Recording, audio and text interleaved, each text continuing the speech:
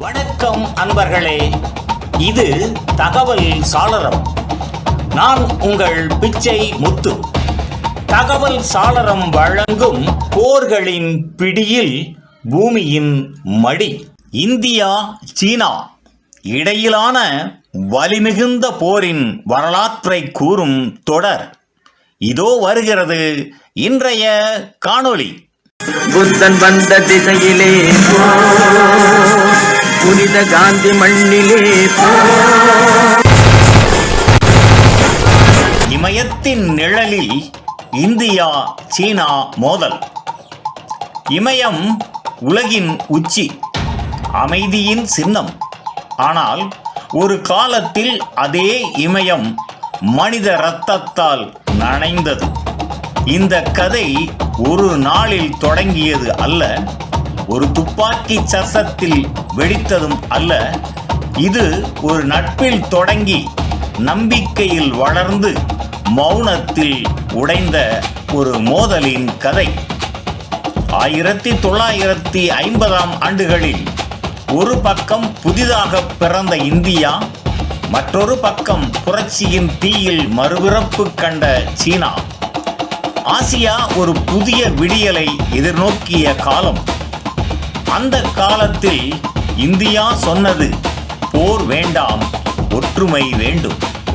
நேரு கனவு கண்டார், ஆசிய நாடுகள் மேற்கத்திய நிழலிலிருந்து வெளியே வர வேண்டும் என்று.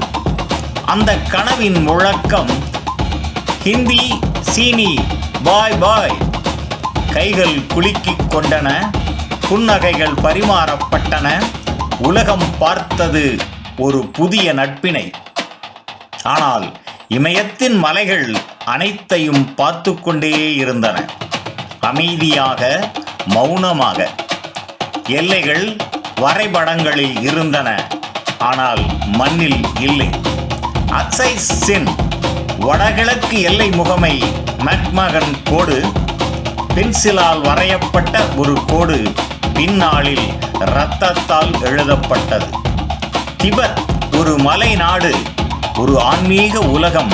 அங்கே நடந்தது ஒரு அரசியல் பூகம்பம். தலாய் லாமா இந்தியாவுக்கு வந்த நாள், அமைதி மெதுவாக உடைந்த நாள். நட்பு சந்தேகமாக மாறியது, சந்தேகம் அச்சமாக மாறியது, அச்சம் போருக்கு வழிவகுத்தது.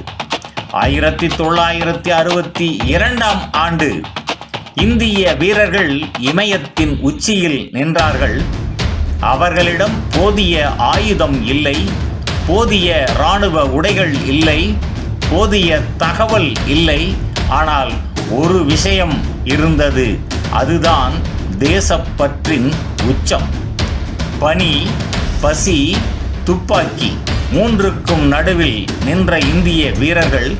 வரலாறு அவர்களை வெற்றி வீரர்களாக அழைக்கவில்லை, ஆனால் தேசம் அவர்களை மறக்கவில்லை.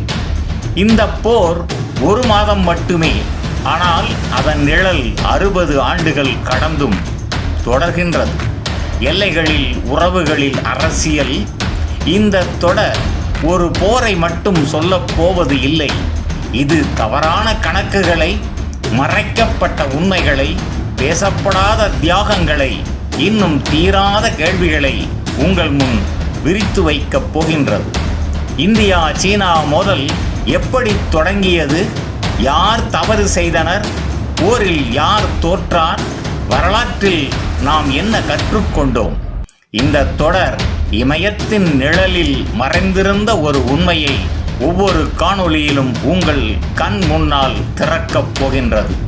இது ஒரு போர் கதை அல்ல, இது ஒரு எச்சரிக்கை தொடர். வேதனையை தந்த வரலாறு மீண்டும் நடக்காமல் இருக்க அந்த வரலாற்றினை முழுமையாக அறிந்து கொள்வோம்.